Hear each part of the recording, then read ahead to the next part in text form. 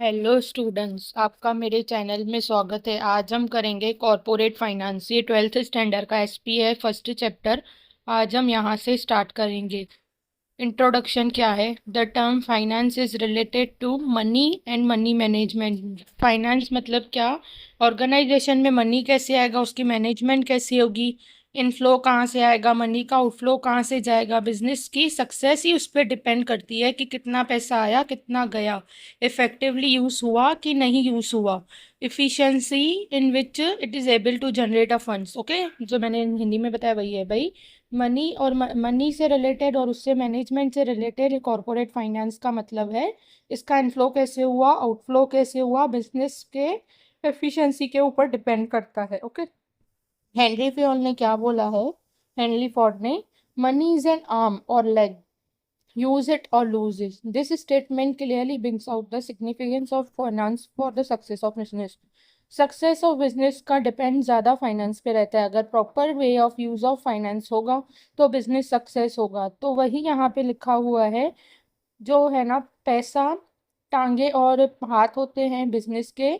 अगर वो properly use हुआ तो सक्सेस आएगा, नहीं तो फिर लूज कर देंगे हम। कॉरपोरेट फाइनेंस की मीनिंग क्या होती है? It deals with rising and using finance by the corporation. Okay, पहले तो हमें राइज करना है, डिसाइड करना है कहाँ से राइज करेंगे, और उसमें राइज करने के बाद प्रॉपर यूज कहाँ करेंगे। It deals with financing activities of corporation. Capital structure and making investment decision. Capital से रिलेटेड स्ट्रक्चर सोचना है कि कैपिटल कहाँ कहाँ पे लगाना है। इक्विटी डेप में लगाना है, इक्विटी में लगाना है, डेप में लगाना है, डिबेंचर्स में लगाना है, पब्लिक डिपॉजिट में लगाना है। कैपिटल स्ट्रक्चर से रिलेटेड डिसीजन लेना और उसके हिसाब से उसकी इन्वेस्टमेंट करना। Okay, definition by Henry Hoagland expresses the view that corporate finance deal with primarily with the acquisition use of capital by business corporation. Business corporation का कैपिटल का यूज करने को हम कॉरपोरेट फाइनेंस बोलते हैं। कॉरपोरेट फाइनेंस किसको बोलते हैं? यूज करना कैपिटल को, एक्विजिशन करना, जो कैपिटल है उसको एक्वायर करके यूज करना प्रॉपर वे में। The term corporate finance include financial planning. ये फाइनेंशियल प्लानिंग से भी इंक्लूडेड है। स्टडी प्लान करना, फाइनेंस प्लान करना, कैपिटल मार्केट प्लान करना, मतलब ये सब डिसाइड करना कि कैपिटल फॉर्मेशन कैसे होगा, फॉरेन से होगा कि इंडिया में होगा। Even financial organisation and banks play vital role in corporate financing. कौन सी बैंक्स भी होती है जो कंपनीज को फॉलो फाइनेंस करती है? HDFC बैंक की सिक्योरिटी, एक्सिस बैंक की सिक्योरिटीज। तो वो सोचना कि सिक्योरिटीज करनी है, शेयर्स करने हैं, फॉरेन कैपिटल राइज करना है, क्या राइज करना है, वो डिसाइड करने को कैपिटल फाइनेंस बोलते हैं। The finance manager of any corporation has insured the following. अगर कोई भी फॉलोइंग फाइनेंस मैनेजर है तो वो सब इसको सोचना पड़ेगा। फर्म को एडुकेट, फर्स्ट क्या है, फर्म को प्रॉपर फाइनेंस होनी चाहिए और उसका राइट यूज होना चाहिए। एक प्रॉपर फाइनेंस होना चाहिए, दूसरा प्रॉपर उसका सोर्स का यूज होना चाहिए मिनिमम कॉस्ट पे। थर्ड क्या है? Utilise and raise fund effectively.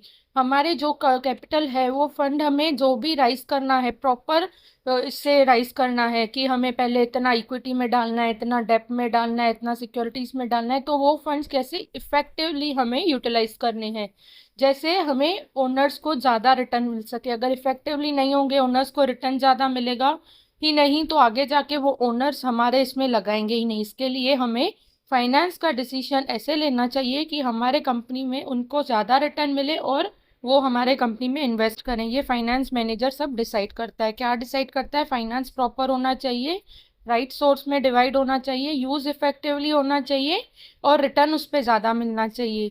और फाइनेंस से रिलेटेड दो मेन डिसीजन होते हैं जो लेने पड़ते हैं। First financing decision, second investment decision. Financing decision मतलब जैसे कि मैंने आगे आपको बताया कि यूटिलाइज कैसे करना है, कैपिटल में कितना डालना है, डेप्ट में कितना डालना है, सिक्योरिटीज में कितना डालना है, पब्लिक में कितना डालना है, शॉर्ट टर्म कितना डालना है, वो सब डिसाइड करना। और इन्वेस्टमेंट डिसीजन डिसाइड करने के बाद फाइनेंस का, और वो इन्वेस्ट करना स्टार्ट करना। उसके इन्वेस्टमेंट के लिए भी वो सब करना पड़ता है, प्रोस्पेक्टस बनाओ, इशू करो, एप्लीकेशन लो, अलॉटमेंट लो।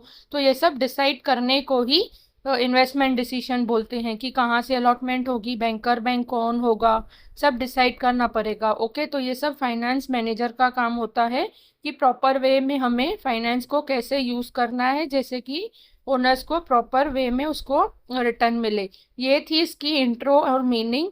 इसके आगे इम्पोर्टेंस मैं अपलोड कर दूंगी। Thanks for watching, like subscribe and share my channel. Thank you.